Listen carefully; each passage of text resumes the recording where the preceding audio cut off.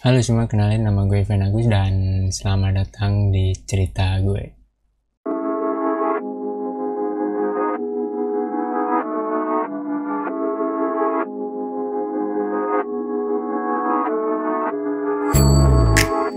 Oke, sekarang gue ngapain nih?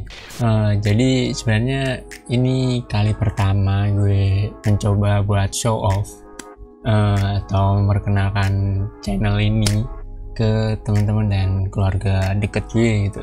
Dan kenapa sih gue harus ngelakuin hal ini gitu? Secara kalau gue lihat dari diri gue sendiri, gue kurang percaya diri, Pak. Apalagi dari konten-konten di channel ini gitu. Secara kalau gue nilai karya gue sendiri itu jauh dari kata bagus, Pak. Mulai dari editingnya ya kalau gue lihat ya itu editan amatir gitu. Kalau dilihat dari pembawaan dan cara ngomong gue ya itu kayak gak masuk banget lah, kayak orang yang lagi kumur-kumur gitu. Sebenarnya apa yang gue omongin dan tujuan yang gue omongin itu susah dimengerti. Kalau gak salah udah sekitar 2 tahun gue mulai ini pertama, dan bisa gue bilang gue masih tahap pembelajaran. Walaupun gue mulai buat konten ini ya sekitar 2 tahun yang lalu, dan tujuan awal gue mulai di sini ya cuman karena iseng aja gitu, kayak gue ngerasa kayak nyaman aja bikin belajar video-video kayak gini gitu. Apalagi ngedit itu kan, gue suka ngedit walaupun terkesannya otodidak dan males-males gitu kan. Tapi sebenarnya yang mau gue bahas kali ini bukan hal itu cuman perkenalan di awal aja supaya teman-teman gue yang lainnya kagak kaget itu, wah anjir ini udah mulai youtuber itu kalau udah ada penghasilannya, Pak. Kalau nggak ada ya cuman orang upload video aja gitu, ya kan? Jadi gue mau ngomongin soal 2022, ya kan? 2022 ini menurut gue adalah tahun yang benar cukup berat banget. Banyak hal yang terjadi, banyak masalah yang terjadi, terutama dalam diri gue sendiri. Kalau di orang lain gue nggak tahu dah, ya kan? Karena sebenarnya kalau kita lihat kondisi di 2022 ini, mulai dari pandemi sih sebenarnya udah agak membaik ya, Pak. Udah orang-orang udah mulai terbiasa gitu. Cuman yang nggak biasa nih kondisi di negara kita gitu. Banyak hal, banyak perubahan, banyak sistem-sistem baru, terutama pajak dan sebuah kelangkaan baru dan lain-lain gitu kan. Nah kalau dalam diri gue sendiri ini gue benar-benar baru, bisa dibilang gue baru ngerasa nyaman dan mulai bikin video lagi, karena sebelumnya gue benar-benar banyak masalah, terutama dalam waktu itu gue keluar dari kerjaan, terus ada masalah kesehatan sama diri gue, terus habis itu ada masalah keluarga dalam keluarga gue. Banyak hal banget lah, Pak. Sampai rasa cemas, susah tidur, dan bayang-bayang untuk mengakhiri hidup itu selalu ada, Pak. Selalu ada dalam diri gue. Dan gue berpikir waktu itu beberapa bulan yang lalu gue capek banget, kayaknya gue perlu istirahat sih. Gue perlu waktu buat sendiri dan mulai memperbaiki diri gitu. Dan ternyata setelah gue mencoba buat sendiri, mencoba buat mencari sebuah ketenangan, ternyata malah bayang-bayang untuk mengakhiri hidup itu selalu ada, Pak. Selalu membayangi gitu sih. Dan gue merasa ini ada yang salah sama diri gue nih. Kayaknya ada yang gak beres sih. Cuman apa gitu ya kan. Situ gue mulai bingung, gue berpikir, dan kayaknya gue coba mendekatkan diri kepada Tuhan sih. Ya maksudnya mencoba mendekat ke agama gitu, agama gue gitu. Gue mulai perlahan-lahan mulai memperbaiki secara bertahap, tapi gue belum menemukan hal yang benar-benar ngerubah banget itu. Sampai akhirnya gue ketemu di beberapa channel YouTube dan beberapa artikel yang mengajarkan tentang filsafat, yaitu stoikisme. Stoik ini bukan agama, Pak, bukan sesuatu yang menyesatkan kalau menurut gue. Filosofi atau filsafat ini tuh mengajarkan sesuatu hal tentang apa yang bisa kita kontrol di dalam diri kita sendiri dan apa yang nggak bisa kita kontrol gitu. Apa sih hal yang bisa kita kontrol dalam diri sendiri? Ya pertama ya pikiran lu, akal sehat lu, terus tindakan lu, pola pikir lu, dan semuanya yang bisa lu kendaliin diri. Terus yang nggak bisa gue kendaliin ya sesuatu di luar diri gue. Contohnya kayak musibah, terus contoh kayak bencana alam atau orang lain, pikiran orang lain, itu nggak bisa gue kendaliin gitu.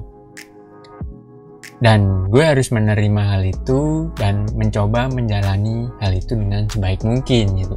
Sebenarnya filosofi atau filsafat stoikisme sendiri pertama kali diciptakan di Athena, tepatnya di Yunani oleh orang bernama Zeno dari Citium pada awal abad ke-3 sebelum Masehi. Filsafat ini dianut oleh beberapa filsuf dari Yunani, mulai dari Epictetus, yaitu seorang mantan budak, Seneca, seorang politisi di era Kaisar Nero, dan juga Marcus Aurelius, yaitu seorang kaisar yang benar-benar kuat banget. Orang bisa dibilang dia orang paling kuat di sana. Tapi kalian bisa cari sendiri sih mulai dari cerita dan filosofi 3 orang itu. Gue cuman bisa ngobrol di intinya aja, Pak. Jadi sebenarnya banyak juga konten kreator yang menjelaskan tentang stoikisme, tentang ajaran filosofi dan tujuan cara untuk belajar stoik atau lainnya gitu kan. Banyak juga mungkin kata-kata yang digunakan adalah dikotomi kendali. Jadi maksud dari dikotomi kendali itu adalah sebuah cara pandang untuk mengendalikan diri sendiri. Jadi gampangnya kayak gini nih. Misal lu besok hari Minggu lu mau pergi sama temen lu. Lu mau pergi, mau seneng-seneng lah, lu udah nyiapin siap-siap baju, siap-siap dompet, siap-siap uang gitu kan. Tapi besoknya hujan gitu. Nah, di situ lu kesel banget kan. Wah, anjir lah. Ini gue udah siap-siap, gue udah prepare semuanya buat besok, gue udah udah make up, udah ini itu, tapi ternyata hujan deras banget, Pak. Nah, di situ kita coba kerasa kecewa kan. Tapi di situ kita coba untuk mengendalikan diri. Karena hujan dan bencana alam itu di luar dari kendali kita, Pak. Kita nggak bisa mengendalikan hal itu dan kita harus menjalani dengan sabar atau tawakal gitu kan. Contoh gampangnya gini deh, kayak lu lagi suka sama seorang, ya kan, entah dia karena baik, cakep, atau mungkin pinter gitu kan. Terus lu coba mau nembak dia. Kalau lu bener-bener berharap banget pada diri lu kalau lu bakal diterima, tapi ternyata malah ditolak, Pak. Itu akan merasa lu akan sakit hati banget, lu akan kecewa, lu akan sedih banget, dan mungkin bisa berhari-hari, Pak. Berhari-hari lama gitu kan. Tapi kalau misal lu menerapkan filosofi, filsafat stoikisme, lu akan merasa kayak ya udah sih ini gue tembak. Tapi kalau gue ditolak ya udah gitu. Kalau gue ditolak ya gue akan menjalankan kehidupan gue selanjutnya seperti sebelum-sebelumnya. Maksudnya gue akan menjalankan kehidupan gue yang seperti sebelumnya. Gue nggak akan kecewa, gue nggak akan sedih, ya udah gitu kan. Atau mungkin gue akan cari cewek lain atau cowok lain buat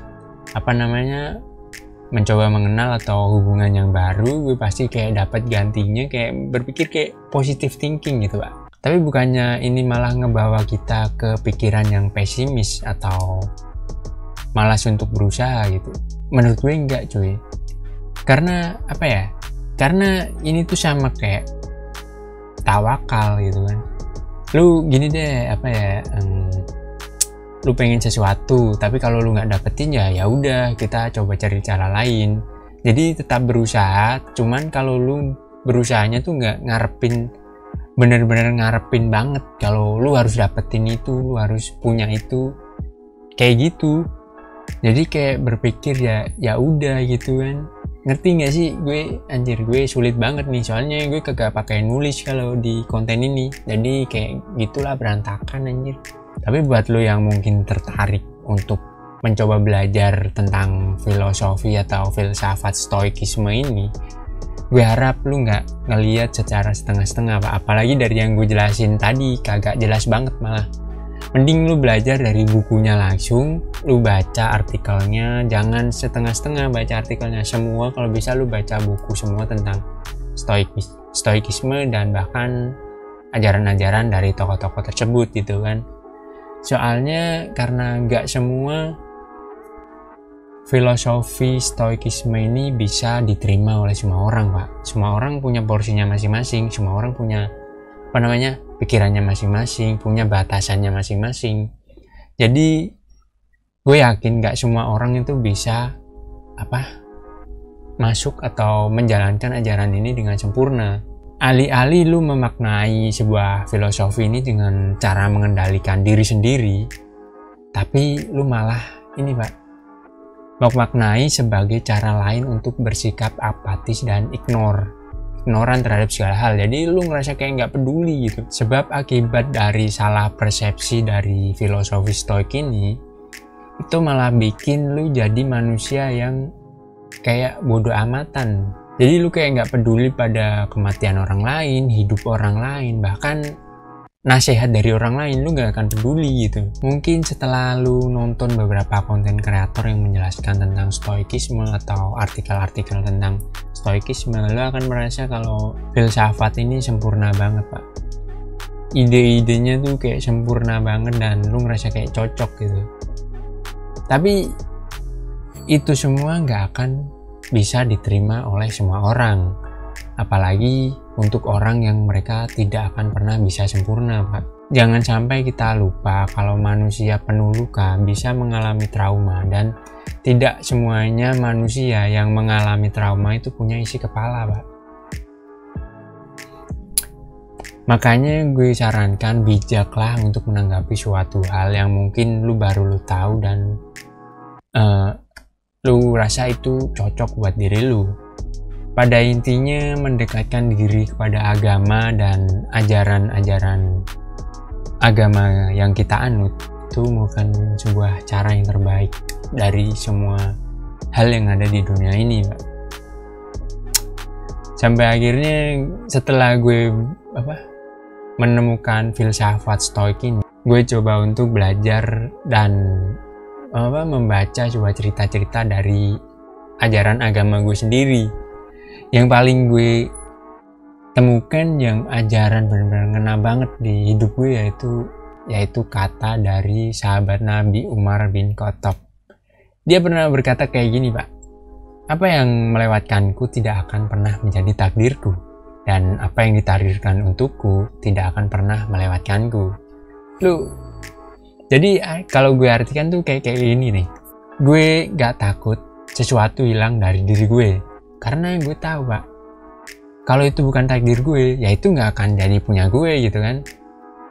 Gue juga gak perlu cemas dengan apa yang gue punya itu tiba-tiba hilang, karena gue tahu semua yang bukan jadi punya gue.